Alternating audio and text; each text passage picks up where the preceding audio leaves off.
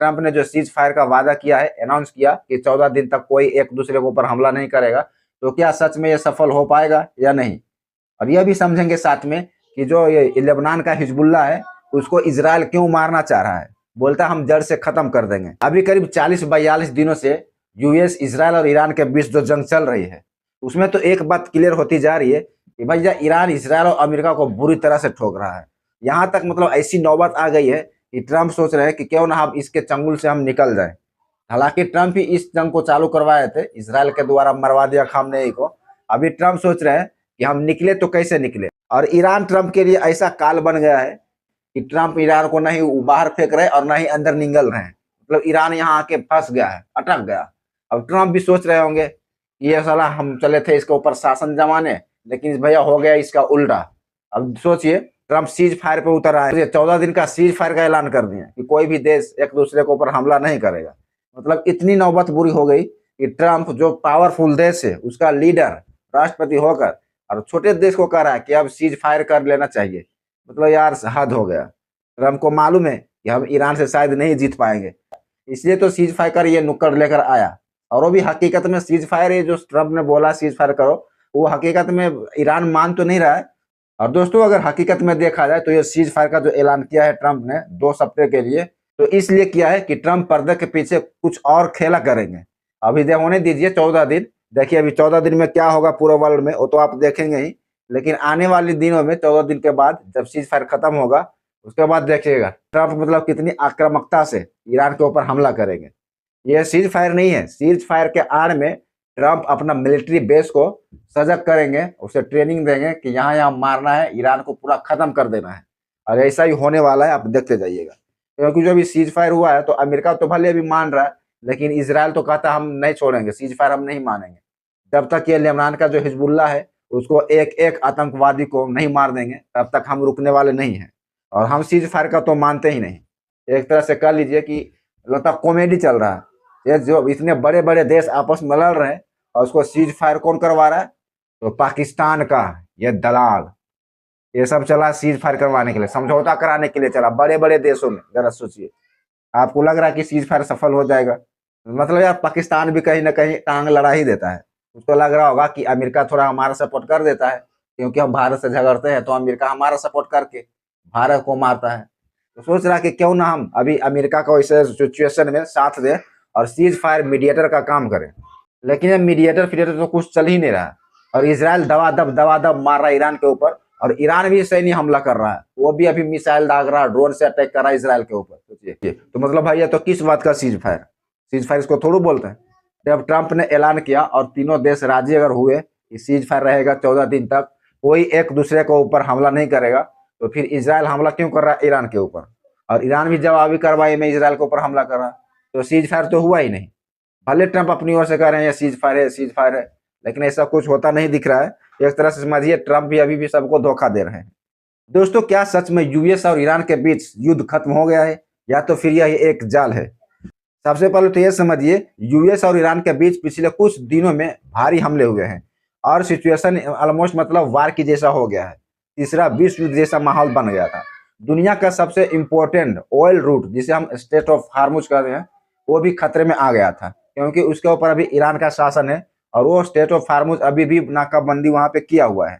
यहाँ ट्विस्ट की बात ये आ जाती है, मतलब एक नया न्यूज आ जाता है, यूएस और ईरान ने 2 हफ्ते के लिए सीज फायर कर दिया। लेकिन यहाँ पर एक सवाल यह उठ रहा है कि क्या इजराइल इस सीज फायर में पूरी तरह शामिल है? अगर शामिल है तो फिर इजराइल ईरान के ऊपर हमला क्यों कर रहा है? एक बहुत बड़ा पॉइंट है। इजराइल ने साफ कहा है कि वह अपने ऑपरेशन बंद नहीं करेगा, खासकर लेबनान में, क्योंकि लेबनान में हिजबुल्लाह भी मौजूद है और ये हिजबुल्लाह ईरान की तरफ से लड़ रहा है। और इजराइल तथा जो खाड़ी देश है जहाँ पर अमेरिका का मिलिट्री बेस बना हुआ है, वहां पर यह हिजबुल्लाह ऑपरेशन चला रहा है। ठीक है, तो इसका मतलब क्या हुआ? युद्ध रुका है लेकिन खत्म नहीं हुआ है।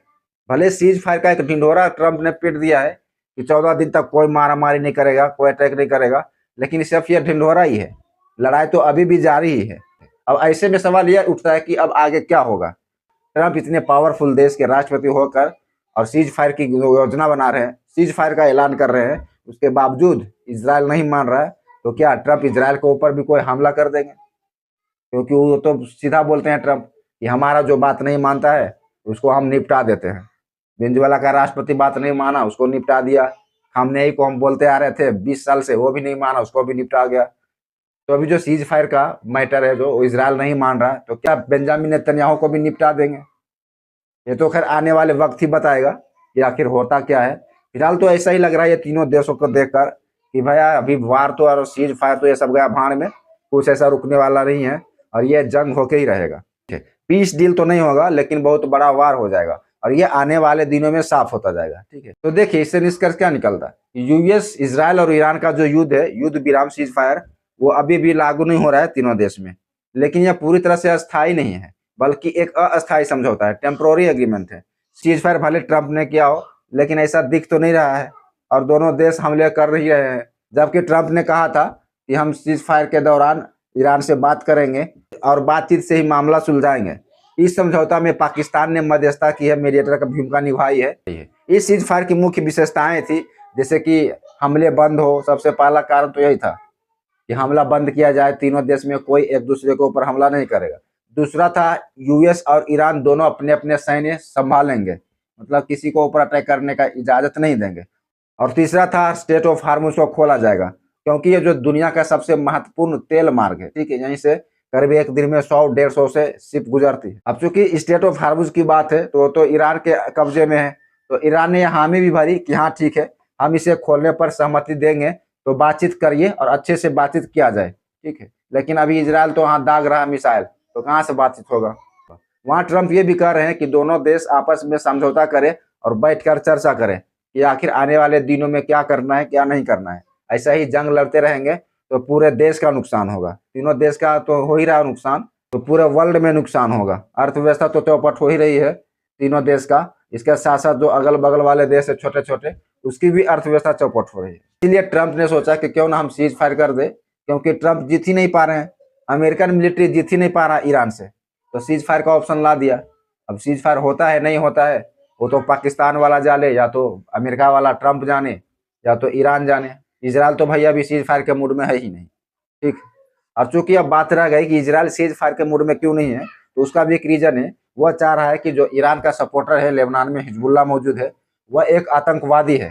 ठीक है, आतंकवादी संगठन है, वो बार बार इसराइल में हमला करते रहता है, तो यह हमारे लिए घातक हो सकता है और धीरे धीरे इसराइल में घुसते जा रहा है और जगह जगह पे इसराइल में आतंकवादी मचाते रहता है। इसीलिए अब इजरायली पीएम बेंजामिन नेतन्याहू सोच रहे हैं कि क्यों ना हम इसको जड़ से ही खत्म कर दें।